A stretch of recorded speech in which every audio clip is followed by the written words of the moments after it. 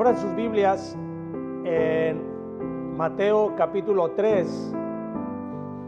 Y en la mañana de hoy vamos a continuar con este capítulo, iniciando en el versículo 13 al 17. La semana pasada estuvimos viendo acerca de lo que es la predicación de Juan el Bautista, y en esta mañana vamos a ver el tema del bautismo de Jesús. Este tema, hermanos, tiene que ver mucho con la obediencia, como vamos a ver en nuestro estudio de esta mañana, y vamos a estarlo considerando a la luz de todo lo que el Señor nos ha dejado en esta enseñanza. El bautismo tiene un significado muy especial. Es la manera en que un creyente se identifica con Cristo en su muerte, su sepultura y resurrección. Pero para que haya esa identificación, es necesario que previamente haya ocurrido una confesión de pecado, un arrepentimiento genuino, una profesión de fe en Cristo y un cambio en la actitud del candidato a bautizar. De otra manera, esta persona no puede ser un candidato a recibir el bautismo. Después de que ocurre esto, al ser bautizado, lo que está haciendo es una declaración voluntaria y pública de que ha entrado en el reino de los cielos. Pero con Cristo en su bautismo no ocurrió así, porque Él no necesitaba confesar sus pecados puesto que Cristo no pecó. Sin embargo, era necesario que cumpliera con la ordenanza del bautismo, porque era parte de la obra de salvación que Cristo venía a realizar. Vamos a leer el siguiente pasaje y vamos a pedirle a Dios que nos ayude a entender la maravillosa enseñanza que se desprende de este gran acontecimiento. Mateo capítulo 3, versículo 13 al 17 dice: Entonces Jesús vino de Galilea a Juan al Jordán para ser bautizado por él. Mas Juan se le oponía diciendo: Yo necesito ser bautizado por ti, y tú vienes a mí. Pero Jesús le respondió: Deja ahora, porque así conviene que cumplamos toda justicia. Entonces le dejó. Y Jesús, después que fue bautizado, subió luego del agua, y aquí los cielos le fueron abiertos, y vio al Espíritu de Dios que descendía como paloma y venía sobre él. Y hubo una voz de los cielos que decía: Este es mi Hijo amado, en quien tengo complacencia. Vamos a orar, hermanos. Bendito Padre, te damos gracias porque podemos estar aquí en este lugar recibiendo la instrucción de tu bendita palabra. Señor, que aquello que has dejado para nuestra vida podamos aprenderlo en esta mañana y no únicamente recibirlo como un aprendizaje, sino también como una instrucción en la cual nosotros debemos de caminar en obediencia. Pedimos, Señor, que nos des, como siempre, pedimos un corazón receptivo para poder, Señor, entender y aplicar a nuestra vida aquello que tienes para nosotros. Te lo pedimos en el bendito nombre de nuestro Señor y Salvador Jesucristo. Amén. El contexto de este capítulo tiene que ver con la preparación de la venida del Rey de Reyes y de su coronación. Vimos en la prédica anterior cómo Juan el Bautista inicia su ministerio predicando en el desierto el mensaje del arrepentimiento, porque decía: porque el reino de los cielos se ha acercado. Y con esto se refería a que aquellos que desearan entrar en el reino de Dios tendrían que estar preparados para recibir al Rey. Y puesto que se trataba de un reino espiritual, el reino espiritual de Dios, un Dios santo, entonces era necesario que aquellos que desearan pertenecer al reino entraran limpios de pecado a ese reino. Y esto es lo que hacía Juan al bautizar. Primero les llamaba al arrepentimiento y luego entonces ya los bautizaba.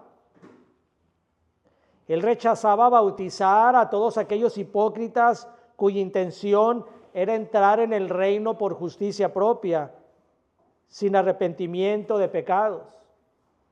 ¿Recuerdan cómo le llamaba él a los fariseos y a los saduceos cuando llegaron a quererse bautizar? Él les dijo: generación de víboras, ¿quién los enseñó a huir de la ira venidera? Porque él sabía que lo único que ellos se presentaban era únicamente a ver qué era lo que podían sacar de aquellos sin necesidad de ellos de cumplir con los requisitos que se les demandaba. Eso es lo que pasa, hermanos, con aquellos que se acercan a Cristo únicamente con el fin de ver qué reciben de Él, pero no da nada, no entrega nada. No se entregan en arrepentimiento, en fe. En estos primeros 3 capítulos podemos apreciar cómo Mateo, el escritor de este evangelio, se enfoca en mostrarnos las credenciales que identifican a Jesús como el Rey prometido. Primeramente, en el capítulo 1, Mateo inicia dándonos la genealogía real de Jesús, cómo él descendía en línea directa del rey David. Y ese era un requisito indispensable que debía de cumplir el Mesías prometido, ser descendiente del rey David. En ese mismo capítulo, Mateo nos narra cómo un ángel de Dios anuncia la concepción del Mesías prometido y su nacimiento. En el capítulo 2 aparecen los magos de Oriente que vienen buscando al rey de los judíos que había nacido. Y con esto entendemos, hermanos, que los hombres en su humanidad estaban reconociendo el reinado, la realeza de Jesús. En la primera parte del capítulo 3 que vimos en la predicación anterior, Mateo enfoca su relato en el anuncio del rey. El anuncio por parte de Juan el Bautista, que era el heraldo enviado por Dios, de la inminente llegada del rey y de los preparativos que se tenían que hacer para recibir a aquel rey. Así que ahora en esta segunda parte del capítulo 3, Mateo nos va a hablar de la coronación del rey, de la coronación de ese rey tan grandemente esperado por el pueblo de Israel,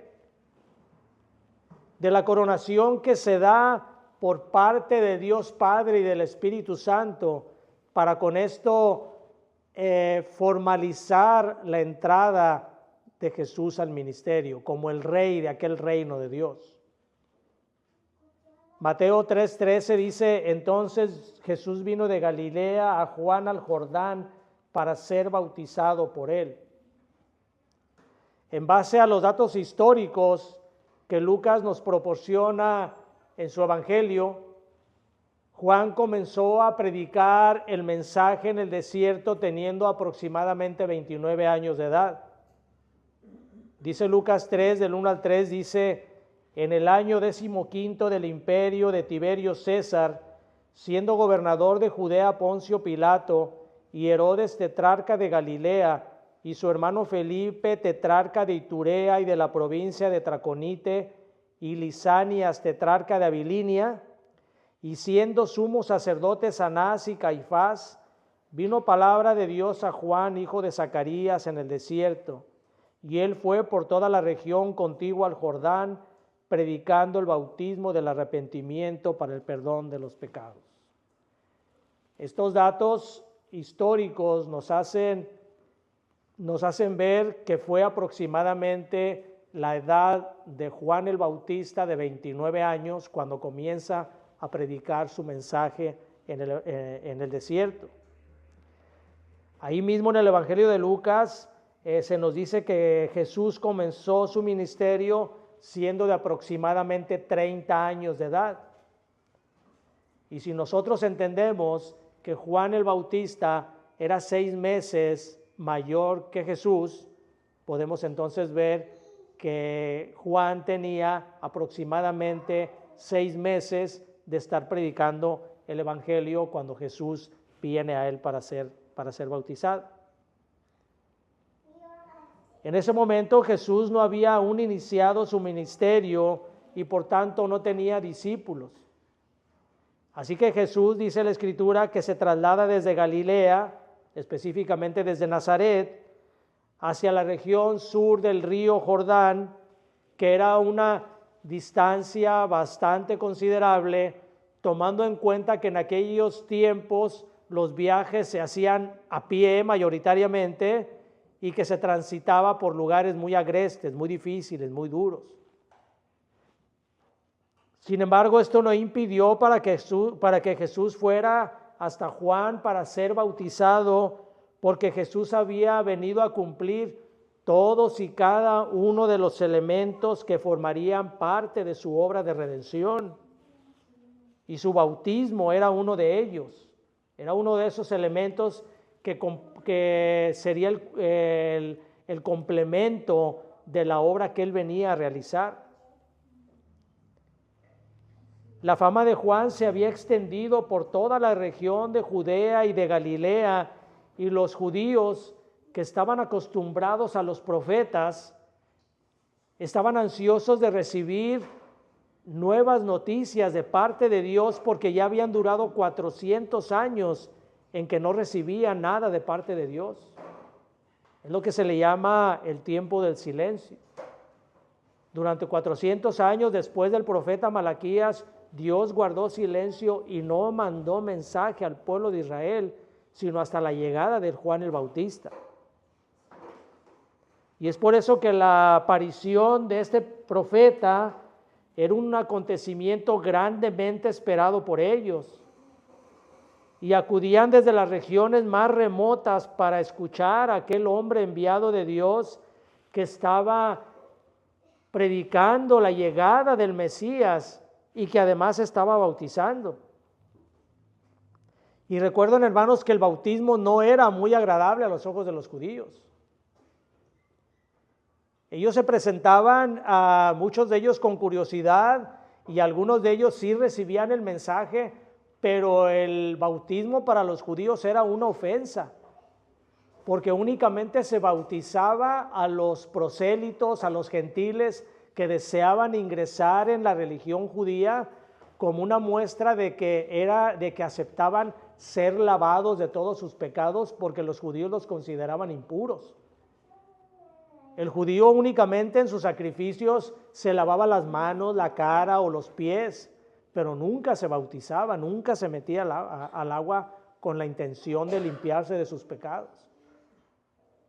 Es por eso que muchos rechazaron el bautismo de Juan, porque ellos creían que por ser descendientes de Abraham ellos eran puros y tenían entrada directa al cielo. El bautismo era únicamente para los gentiles, aquellos impuros que necesitaban purificarse para poder recibir el mensaje de Dios, para poder entrar a la religión judía.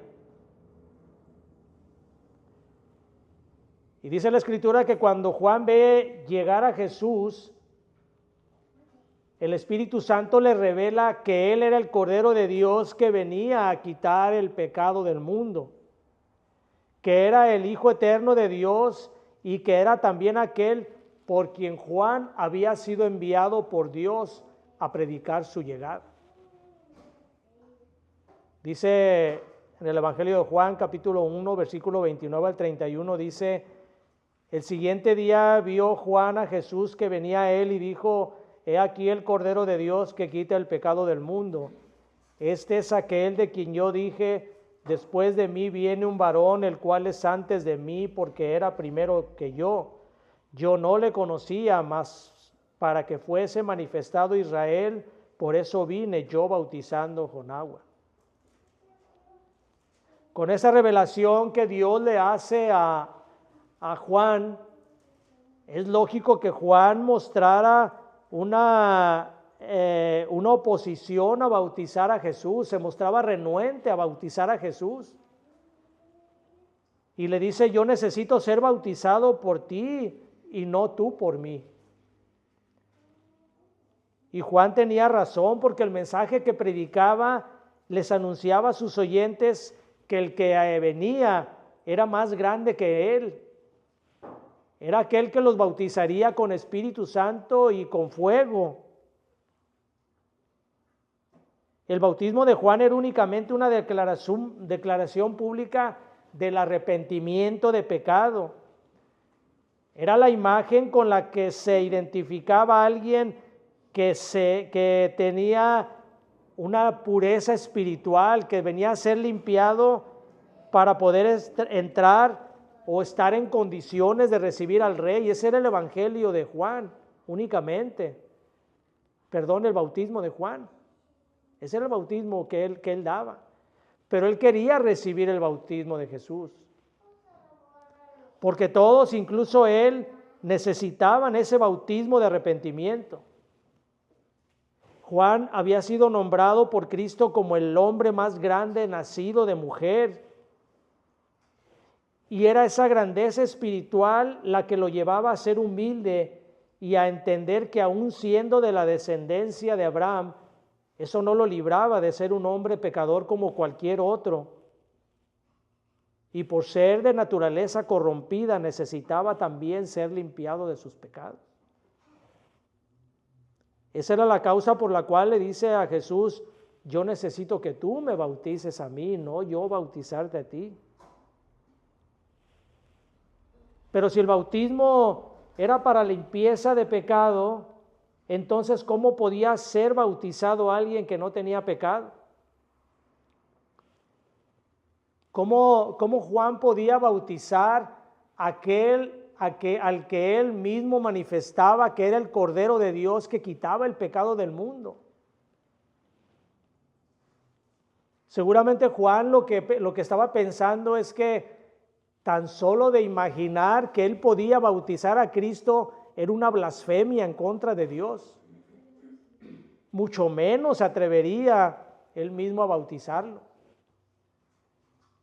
Él sabía que Jesús era el Hijo de Dios Santísimo, que era puro y sin mancha, que era la imagen misma de Dios, el resplandor de la gloria de Dios.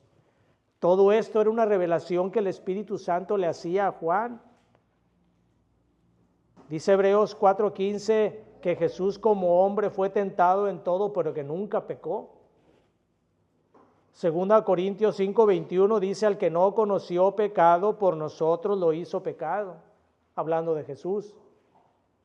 Y en Juan 8:46, Jesús reta a los judíos rebeldes a que le señalen algún pecado que él haya cometido. Él les dice, ¿quién me redarguye a mí de pecado?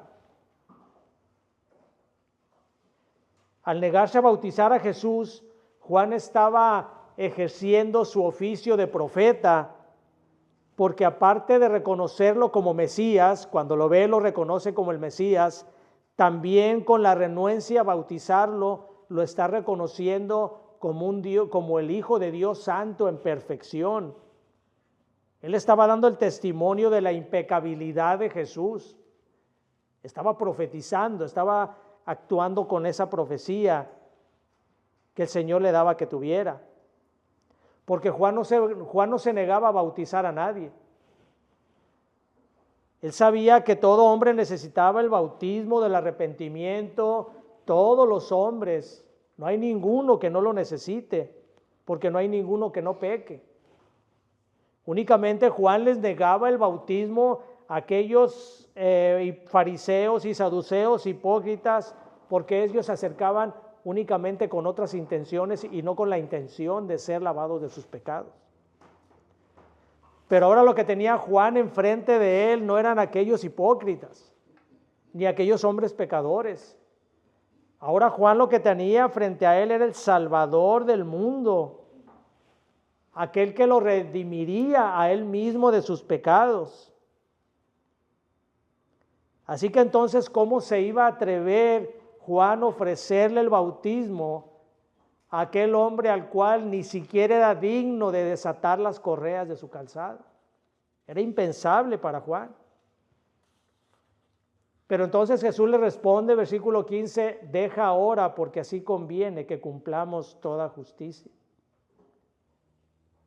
Jesús estaba consciente de su impecabilidad.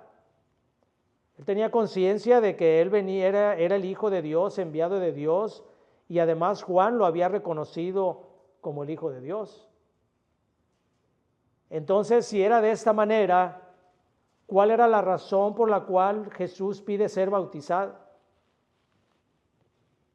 Si él mismo sabía que él estaba sin pecado y sin mancha, ¿por qué entonces le dice a Juan, deja ahora que cumplamos todo esto? Y la razón y la respuesta es por su humillación y por su obediencia.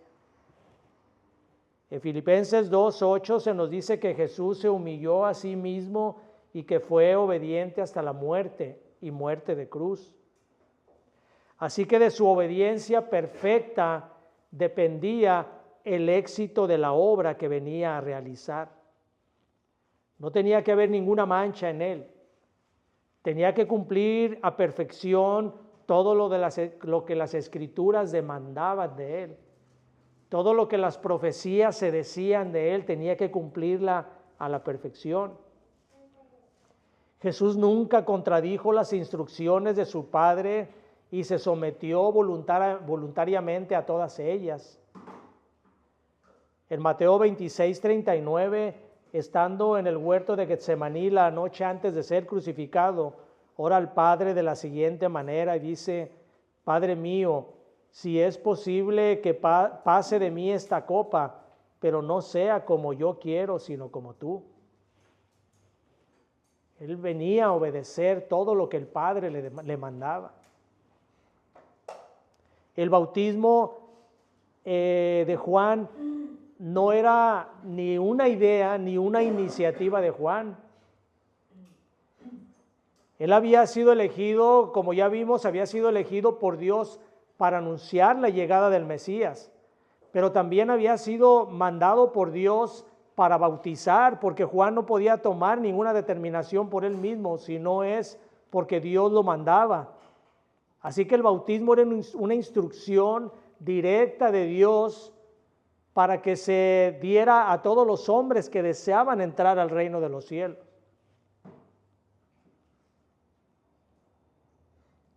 Por lo tanto, al tratarse de un mandato directo de Dios para todo hombre, era necesario que Jesús, siendo forma de hombre, aunque sin pecado, cumpliera con ese mandamiento. Era la voluntad de Dios a la cual todos los hombres debían someterse. Y al bautizarse, lo que estaba haciendo Jesús era identificándose con los hombres pecadores, aunque él estaba exento de todo ello. Tenía que cumplir aquello que Dios le demandaba. Jesús tenía que cumplir toda justicia para que de esa manera comprara justicia y dársela a todos aquellos por los cuales él venía a morir. Esa era la intención de la obediencia de Jesús. El cumplir lo demandaba a él o le ganaba a él la justicia de Dios que posteriormente él mismo les daría a todos aquellos elegidos por los cuales venía Cristo a morir. Además, con este bautismo, Jesús estaba identificándose con su posterior muerte, sepultura y resurrección, que sería la esencia del significado del bautismo cristiano. Y esto, hermanos, nos enseña algunas cosas respecto al bautismo que es importante que nosotros las entendamos. Vamos a poner mucha atención en esto, hermanos, porque es necesario y muy importante que nosotros entendamos cuál es el bautismo, a qué se refiere el bautismo. Aunque no lo vayamos a ver exhaustivamente, esto nos va a servir para entender nosotros a qué se refiere con el bautismo. En primer lugar, el bautismo es una ordenanza dada por Cristo y obligatoria para todo aquel que desea ser su seguidor. No debe haber ningún pretexto en los verdaderos creyentes para no bautizarse. Es un mandato de Cristo. Mateo 28 dice, vayan y hagan discípulos a todas las naciones, bautizándolos en el nombre del Padre, del Hijo y del Espíritu Santo. Así que no es una opción. Todo aquel que se identifica con Cristo debe de bautizarse en obediencia a los mandamientos de Él. En segundo lugar, el bautismo no es para salvación. Es únicamente un sacramento por medio del cual el creyente se identifica públicamente como un seguidor de Cristo. Es por eso que el bautismo no debe aplicarse a niños, porque es necesario que antes del bautismo haya un conocimiento del Evangelio, un reconocimiento del pecado, un cambio en la vida, en la mente, el corazón y en la actitud de la persona, y una fe salvadora en la obra de Cristo. Y un niño no puede ejercer ninguna de esas cosas, no tiene la capacidad para hacerlo. En tercer lugar, el bautismo debe hacerse por inmersión, porque esto es lo que significa la palabra bautizo, sumergir en un líquido algo. La iglesia cristiana desde el inicio del Nuevo Testamento siempre bautizó de esta manera, siempre lo hizo sumergiendo. Y no fue sino hasta la Edad Media en que la iglesia de Roma comenzó a bautizar niños. Y además comenzó también a bautizar de manera por aspersión, no por inmersión. Esto es rociando, únicamente tomando un poco de agua y rociarla en los niños, en las personas. Incluso algunos de los teólogos católicos reconocían que tenía que ser por inmersión porque esa es la forma en que la Escritura lo demanda. Y esto es lo que nos enseña el versículo 16 de Mateo 3, cuando dice, y Jesús después de que fue bautizado, subió luego del agua. Cuando nos dice subió luego del agua, nos da la idea de que Jesús entró completamente en el agua. El apóstol Juan nos dice en el capítulo 3, versículo 23 de su evangelio, que Juan bautizaba donde había muchas aguas, en ríos o manantiales.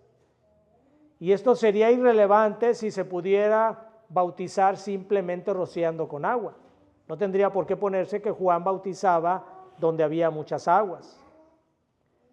En Hechos capítulo 8, versículos 38 y 39, se nos dice que Felipe descendió al agua junto con el oficial de la reina de Etiopía para bautizarlo. Descendió al agua, no fue rociado con agua. Y esto es, hermanos, lo que nosotros debemos de aprender acerca de lo que es el bautismo, para hacerlo conforme a las Escrituras y no conforme a mandamientos de hombre. Sigue diciendo Mateo, cuando Jesús sale del agua, después de ser bautizado, los cielos le fueron abiertos y vio al Espíritu de Dios que descendía como paloma y venía sobre él. Las apariciones celestiales de los cielos abiertos ocurrieron a diversos personajes de la Biblia. Dice el libro de Génesis que Jacob vio una escalera por donde subían y bajaban ángeles y que conducía a la entrada del cielo.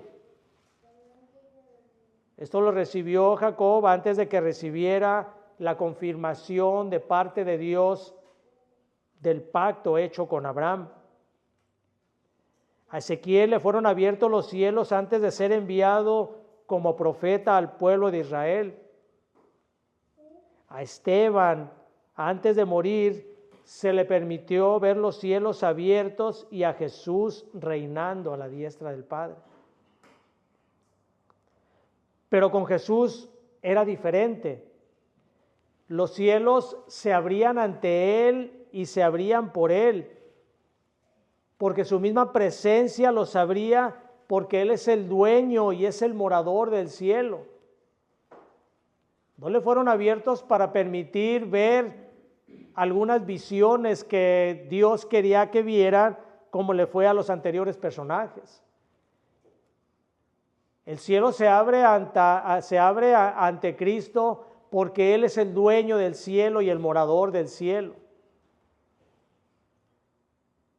Es como el dueño de una casa. Una casa, cuando llega a su casa, nadie le abre, ni pide permiso para entrar. El dueño de su casa tiene un control, tiene una llave que le pica y se abre su casa y él entra ahí porque él es el dueño. Pero si llega una persona extraña, tiene que pedir permiso o tiene que haber el dueño que le dé permiso siquiera de ver o conocer su casa. Y así era con Jesús, así ocurrió con Jesús.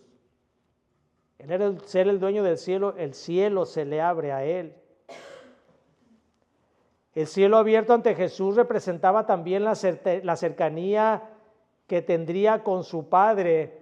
Y además, hermanos, y esto nos conviene a nosotros, además también representaba la entrada libre que tendrían todos aquellos a los cuales Jesús salvaría.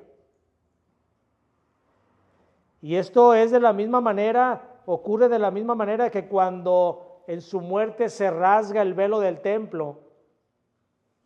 Y de esa manera Cristo abre la entrada libre a todo creyente al lugar santísimo. Sigue diciendo, y entonces el Espíritu Santo descendió sobre él como una paloma, y hubo una voz en los cielos que decía: este es mi Hijo amado en quien tengo complacencia. La coronación del rey y su preparación para la batalla se estaba realizando. Y la Trinidad completa participaba en esa coronación. El Hijo participaba en forma de hombre, participaba recibiendo la unción que lo llamaba, que le daba el poder para comenzar su ministerio. El Espíritu Santo daba esa unción a Cristo porque aunque en su humanidad Jesús no perdió su divinidad, era necesario que al identificarse con los hombres fuera ungido por el poder del Espíritu de Dios para poder llevar a cabo la obra de redención. Esta obra no iba a ser nada sencilla y necesitaba la fortaleza del Espíritu Santo para sanar enfermos, expulsar demonios, hacer milagros, detener tempestades, predicar el Evangelio, soportar insultos, vejaciones, martirios y sufrir la cruel muerte en la cruz. Tenía que cumplirse la Escritura en lo tocante al expresado por el profeta Isaías cuando habló de la llegada del Mesías prometido, de cómo recibiría la unción del Espíritu de Dios para hacer todo eso que Cristo hizo. Isaías 6:1 dice: el Espíritu de Jehová el Señor está sobre mí, porque me ungió Jehová, me ha enviado a dar buenas nuevas a los abatidos y a vendar a los quebrantados de corazón, a publicar libertad a los cautivos y a los presos apertura de cárcel. Aparte de la unción que el Espíritu hace, dice que el Espíritu desciende en forma de paloma sobre Cristo. Aparte de eso, la voz del Padre, que es la suprema autoridad del universo, confirmaba esa coronación que se estaba haciendo de Cristo. Y se oye una voz en el cielo que dice: este es mi Hijo amado en quien tengo complacencia. La complacencia del Padre por su Hijo venía como resultado de la obediencia y de la entrega que éste le profesaba. Y ese es el tema, hermanos, que nos habla aquí en este pasaje: la obediencia plena de Cristo. La complacencia era también porque como hombre Cristo caminaría de manera perfecta sobre la tierra sin pecado, y aun cuando no cometería pecado, Cristo cargaría en sí todos los pecados de los hombres y se entregaría de manera voluntaria al sacrificio en la cruz para recibir el castigo de que los hombres merecían y así salvarlos de la condenación eterna. Nadie fuera de Jesús ha recibido de parte de Dios estas palabras: este es mi Hijo amado en quien tengo complacencia. El Señor Jesucristo es el Hijo único de Dios. Él es el resplandor de su gloria, el creador de todas las cosas. Él es el principio y el fin. Y por eso no solo lo ama el Padre y es su complacencia, sino también lo ama porque aceptó ser el mediador entre Dios y los hombres, porque participó de manera voluntaria en el pacto de redención como el Cordero inmolado desde antes de los siglos para la salvación de todos aquellos que creerían en Él.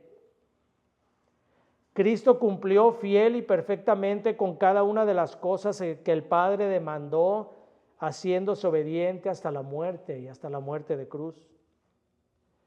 Porque la obediencia, hermanos, la obediencia produce amor. Y ahora la pregunta es esta: ¿es usted obediente a Cristo como Él lo fue a su Padre? ¿Busca realmente amar y seguir a Cristo? ¿O se hace como aquel que dijo: Señor, te seguiré a donde quiera que vayas, y cuando el Señor lo confronta con sus deseos, sus placeres y sus prioridades terrenales, se retira y lo abandona? ¿Acaso podemos tener aquí en la tierra cosas que tengan más valor que las cosas celestiales que Cristo nos ofrece? Usted busca recibir todos los beneficios que Dios le da al ser llamado su hijo. Busca recibir aquel amor que Cristo compró para usted. Y eso está bien, porque Dios es amor y todos buscamos el amor de Dios. Pero realmente lo busca ese amor obedeciendo a Cristo, siguiendo a Cristo. O busca el favor y el amor de Dios de la manera en que usted cree que así lo va a obtener. Cristo compró para usted un amor muy grande, un amor que excede todo conocimiento. Un amor que abarca todas las circunstancias de nuestra vida y las situaciones en las cuales nosotros caminamos. Pero es necesario, hermanos, que nosotros tomemos ese amor que Cristo nos da y lo regresemos a Cristo. Que busquemos de Cristo únicamente y no de las cosas que nos satisfagan en este mundo. Esto no tiene valor, hermano. Algún día las cosas se van a deshacer, como dice la Escritura. Y lo único que nos va a quedar a nosotros son las cosas que nosotros recibimos de Cristo y aquellas cosas en las cuales nosotros reflejamos el amor de Cristo. No se puede decir que nosotros somos cristianos cuando no obedecemos a Cristo. El versículo que hemos adoptado como lema en nuestra iglesia es Gálatas 4:19. Ahí lo tienen. Hasta que Cristo sea formado en vosotros. Y eso es lo que nosotros debemos de buscar siempre, hermanos. Que Dios nos ayude y nos fortalezca a buscar nosotros un carácter como el de Cristo. Que buscamos seguir sus pisadas, así como Cristo anduvo aquí sobre la tierra. Que andemos en obediencia a Él para recibir aquellas cosas que Dios tiene para nosotros y sobre todo el amor que Cristo compró para nuestras vidas. Vamos a orar, hermanos. Padre, gracias te damos, Señor, por tu palabra.